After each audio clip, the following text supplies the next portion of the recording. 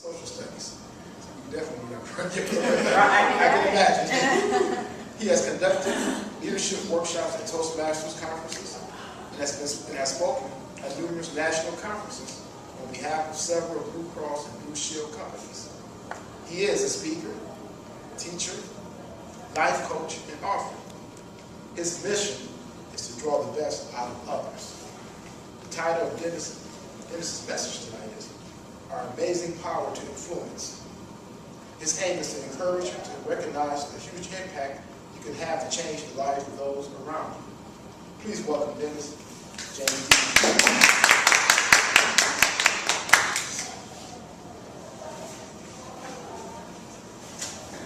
Have you heard about the lonesome loser, beaten by the Queen of Hearts every time? Have you heard? He's giving me that background music. Right. Have you heard about the lonesome loser? He keeps losing, but he keeps on trying. There's a little bit of loser in all of us. Or there was a little bit of a loser in all of us. And I believe that God enables us to understand ourselves more as we grow older. It's an amazing thing, isn't it? Yeah. It's a beauty of getting older. Wisdom really comes with age. So thank God for that. Absolutely. I turned 69 this year. Wow. Thank you. 69! I'm learning! I'm excited about what I'm learning! That's why I'm here tonight. To share what I'm excited about. So I want to share with you a short and sweet message of how I moved from self-pity to self-fulfillment. From self-doubt to self-assurance. From self-preoccupation to self-sacrifice in the service of others. So here's the deal. I felt really sorry for myself when I was a little kid. I was ashamed. We had a dirty house, mom that drank, mom and dad that fought. I wanted to be like the other kids. Clean house, nice mommy and daddy. I wanted some nice clothes. I didn't like the clothes that I wore. They were all old clothes. We used to go to the, what did you call that place? What did you call that place? The stores. Junk shop or something like that. Garage sales. Yeah. So what I want to share with you is why I think I was lost in that world of self-pity and what pulled me out. One of my brothers stayed lost, and he became homeless. The baby of the family. The baby of the family died first.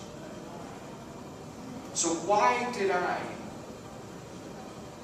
was I able to climb out of that deprived childhood and become successful, have a lovely wife, 2 beautiful children, and be accomplished in my life? Here's what it was. It was the influence of people around me. That's what I want to talk to you about, so that you might say, wow, maybe I can influence a little bit more. So let me start by talking about the neighbors. I had some neighbors that seemed to like me. Jean was a carpenter on one side, and Lou was an airplane pilot on the other side. They used to talk to me, and they made me feel good that they liked me. They liked to talk to me. They just gave me some attention. And then one of the neighbors used to drive me to school, and my friend, and drop us off at a coffee shop. And they both were nice to us. He and his friend that used to drive us were nice to us. And it made me feel like, oh, I must be okay. They like me. They give me attention. And I had a sister named Jeannie who used to dress up for work. And she used to clean up. And she looked nice. And she was enthusiastic. She had a lot of energy. And that made me feel like, oh, it's neat to be like that. You see what I'm getting at? Role model? A little bit of role model? Then I had a brother, Bob, who taught me how to do chin-ups. Okay, I want you to look here. Man, his biceps, they bulge. I don't have much anymore, but it's still. But he taught me how to do chin-ups and push-ups. And you know what that made me feel? Self-confidence. Stronger. I'm getting stronger. So, then I got to school. And guess what my homeroom teacher said to me? I'll never forget, you won't believe this. My homeroom teacher said, well, you haven't done very well in school, so you're probably not going to go to college, so we'll give you shop classes. Honestly, Doris Denton, I know her name. Doris Denton said that to me. So guess what I had? Printing, woodworking, general metals, building trades drawing, building trades drafting. I had all the shop classes. But guess what? I went to college. Sorry. I can't talk to you now. I'm shutting it off. So here's what I want to tell you about. I had a coach, Kenny Geiger, used to wink at me in the hall. He noticed me. He acknowledged me. Simple. He was a man. Now my father, by that time, my father died when I was 12. That's another reason I felt sorry for myself. The world owed me something. Because I had my daddy taken away from me. And it is sad. But you can't stay in that mode, right? You can't stay in that self-pity mode. So Ken Geiger, not only did he wink at me, but he got me a scholarship at his alma mater in college. Football scholarship. I was in the lower quarter of my graduating class. Not 50%, but the lowest quarter. I went to college on probation, but I was on the honor roll my senior year because I wanted to go to college. And I wanted to get good grades. And I did. So like you're talking about expectation, I had to get good grades to prove to the school that I could get good grades. And they looked at my last year. I was on the honor roll my last year. So think about what I just said. Attention of friends, of relatives, my sister, my neighbors, and then my Uncle Tony and Uncle Rudy. My Uncle Tony had me listen to music. Not heavy classical, but some nice music on his tape recorder.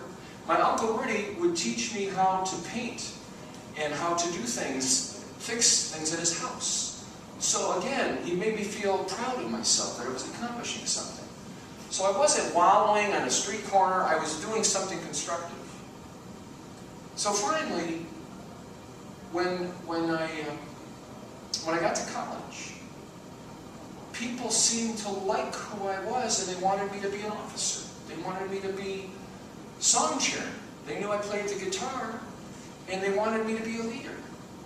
So I first was a steward, then I was song chairman, then I was rush chairman, and I became a dormitory counselor. So people started noticing that I had talent. Noticing. So here's my point. We need to notice more people. Look them in the eye. Give them some time. Give them some attention. Be encouragers. I'll tell you something simple I did today. 6th graders in Twinsburg, subbing for a teacher that couldn't make it today. This one girl was absent, but she came 2 hours later. And she said, I have a headache.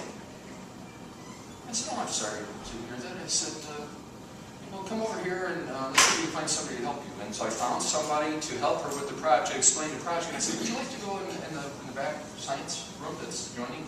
Oh, that'd be great. So what did I do? I noticed she had a headache.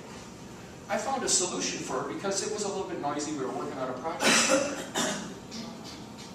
I influenced her life.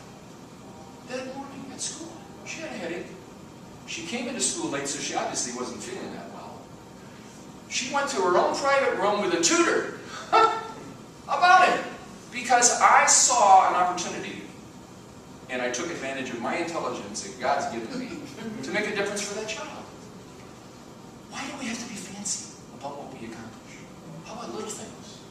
Just showing people that we care, that we're interested in them, and we want to help them with their immediate need.